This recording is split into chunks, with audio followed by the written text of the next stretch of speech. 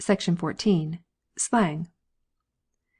Although native scholars in China have not deemed it worth while to compile a work such as the Slang Dictionary, it is no less a fact that slang occupies quite as important a position in Chinese as in any language of the West.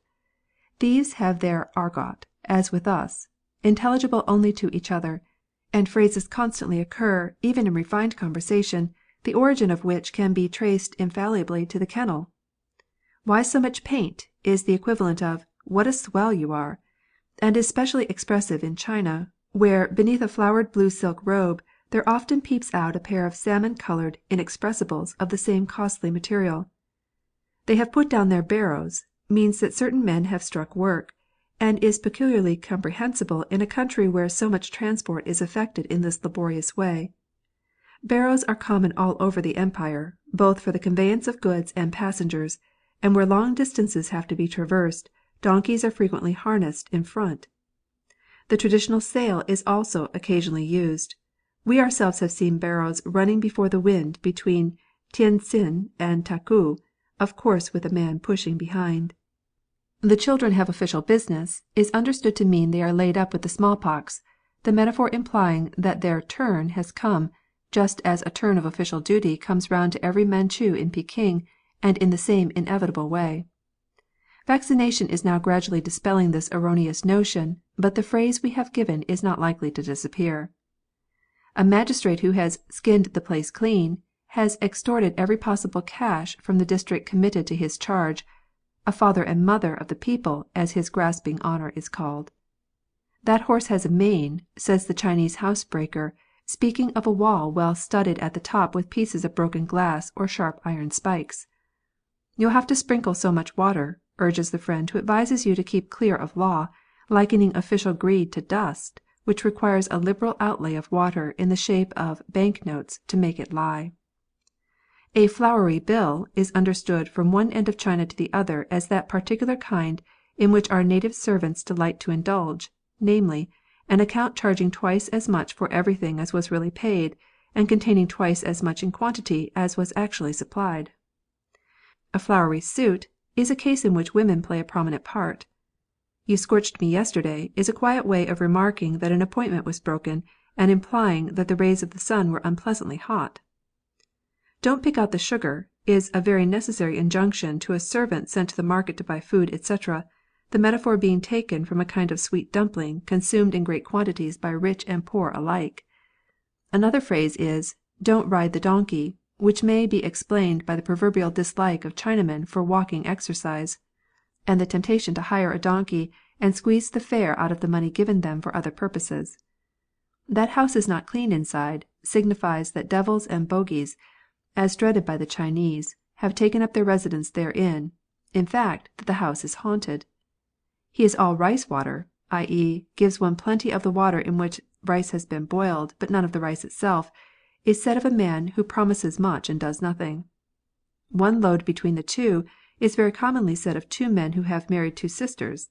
In China, a coolie's "load" consists of two baskets or bundles slung with ropes to the end of a flat bamboo pole about 5 feet in length, and thus carried across the shoulder. Hence the expression. Apropos of marriage, "the guitar string is broken" is an elegant periphrasis by which it is understood that a man's wife is dead, the verb "to die" being rarely used in conversation, and never of a relative or friend. "He will not put a new string to his guitar" is, of course, a continuation of the same idea, more coarsely expressed as "putting on a new coat." "His father has been gathered to the West," a phrase evidently of Buddhist import, is no more, has gone for a stroll, has bid adieu to the world, may all be employed to supply the place of the tabooed verb, which is chiefly used of animals and plants. "After a few days' illness, he kicked" is a vulgar way of putting it, and analogous to the English slang idiom.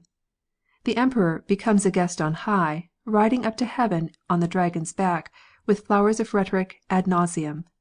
Buddhist priests revolve into emptiness, i.e., are annihilated. The soul of the Taoist priest wings its flight away.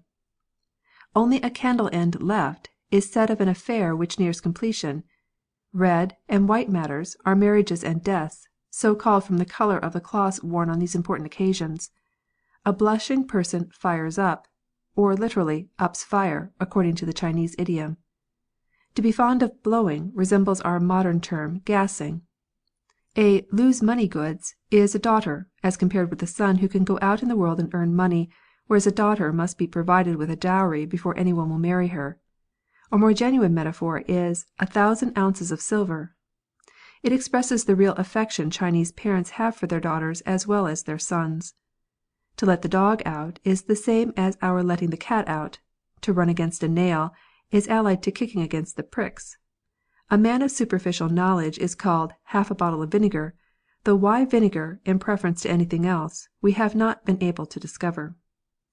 "He has got his gun in his hand" is a reproach launched at the head of some confirmed opium debauchee, one of those few reckless smokers to whom opium is indeed a curse.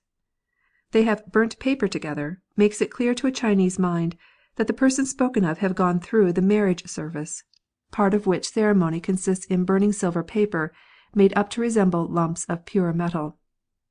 "We have split" is one of those happy idioms which loses nothing in translation, being word for word the same in both languages, and with exactly the same meaning. A crooked stick is a man whose eccentricities keep people from associating freely with him. He won't lie conveniently in a bundle with the other sticks. We will bring this short sketch to a close with one more example, valuable because it is old, because the date at which it came into existence can be fixed with unerring certainty, and because it is commonly used in all parts of China, though hardly one educated man in 10 would be able to tell the reason why. A jealous woman is said to drink vinegar, and the origin of the term is as follows. Fang Shuang Ling was the favourite minister of the Emperor Ai Sung, one of the Tang dynasty. He lived A.D. 578 648. One day his master gave him a maid of honour from the palace as second wife, but the first or real wife made the palace too hot for the poor girl to live in. Fang complained to the Emperor, who gave him a bowl of poison, telling him to offer his troublesome wife the choice between death and a peaceable behaviour for the future. The lady instantly chose the former, and drank up the bowl of "vinegar" which the Emperor had substituted to try her constancy. Subsequently, on His Majesty's recommendation, Fang sent the young lady back to resume her duties as tirewoman to the Empress, but the phrase lived and has survived to this day. Section 15.